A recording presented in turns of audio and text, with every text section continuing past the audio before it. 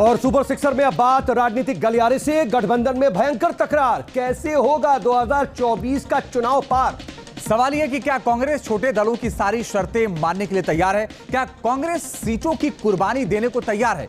बैठक तो खत्म हो गई, लेकिन गठबंधन को लेकर के अंदर खाने चल रहे विवाद खत्म नहीं हुए। सबसे बड़ा बयान दे दिया आरजेडी नेता लालू प्रसाद यादव ने, जिन्होंने राहुल गांधी को दूल्हा बनाने की बात कर दी। लेकिन क्या इससे गठबंधन की मुश्किल कम होने वाली है? क्योंकि छोटे दल कांग्रेस को ज्यादा सीट देने को तैयार नहीं है। देखिए ये रिपोर्ट।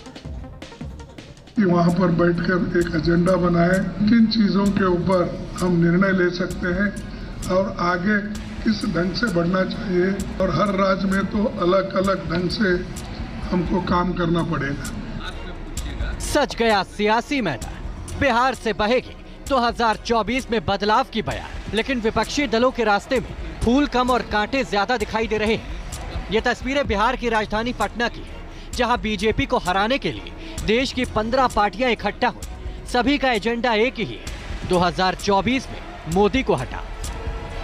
आप लोगों के साथ मिलने का और आपका आशीर्वाद लेने का भी ये वक्त हमको मिला है। इसीलिए मैं इतना ही कहूँगा, हमारे पार्टी के जो उसूल है और हमारे पार्टी की जो आइडियोलॉजी है, इसी को बिहार कभी नहीं छोड़ सकता।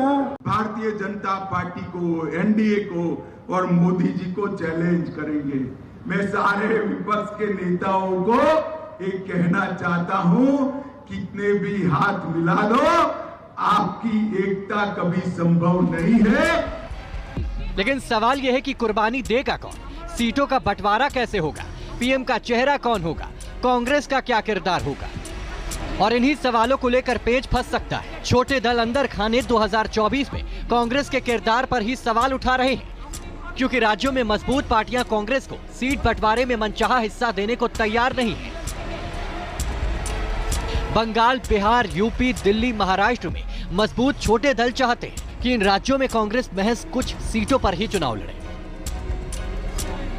अगर ममता बनर्जी के फॉर्मूले पर छोटे दल राजी हुए तो फिर 543 सीटों में से कांग्रेस 227 सीटों पर ही चुनाव लड़ पाएगी।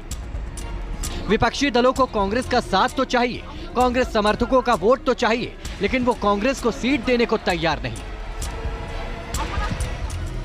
उधर केजरीवाल की अलग ही शर्त है। केजरीवाल कांग्रेस से अध्यादेश पर राज्यसभा में समर्थन मांग रहे हैं, लेकिन कांग्रेस चुप है। और कांग्रेस की यही चुप्पी केजरीवाल को सूल की तरह चुभ रही है। और विपक्षी दलों की प्रेस वार्ता से केजरीवाल भी गायब दिखे। और हर राज्य में तो अलग अलग ढंग से हमको काम करना पड़ेगा।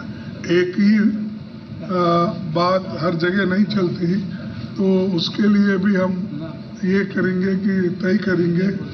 अब विपक्षी दलों की अगली बैठक 12 जुलाई को शिमला में होगी, जिसमें सीट शेयरिंग पर बात होगी। लेकिन सवाल यह है कि क्या कांग्रेस को छोटे दल मन मुताबिक सीट देंगे? और बीजेपी सांसद रविशंकर प्रसाद ने विपक्षी बारात के दूल्हे पर सवाल दागा, तो आरजेडी अध्यक्ष लालू यादव ने अपने ही अंदाज में दूल्हे के नाम का खुलासा कर दिया। हमने भी सुना कि 24 के लिए नीतीश बाबू बारात सजा रहे हैं पटना में। बारात में दूल्हा भी होता है ना, तो इस 24 की बारात का पटना का दूल्हा कौन है? विपक्षी दल कांग्रेस की स्थिति को 2019 में मिली सीटों के हिसाब से आंक रहे हैं। बात तो हम लोग का सलाह माने नहीं, बियाह नहीं किया, शादी कर लेना चाहिए था। और अभी भी समय गया, बीता नहीं है। शादी करिए और हम लोग बाराती चले। जय हनुमान जी करके ये लोग चुनाव लड़ता है।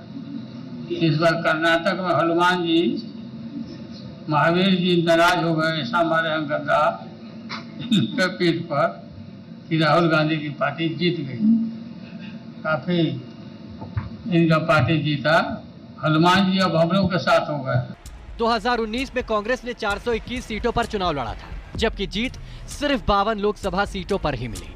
कांग्रेस 209 सीटों पर दूसरे नंबर पर रही, जिनमें से 190 सीटों पर बीजेपी से सीधा मुकाबला हुआ।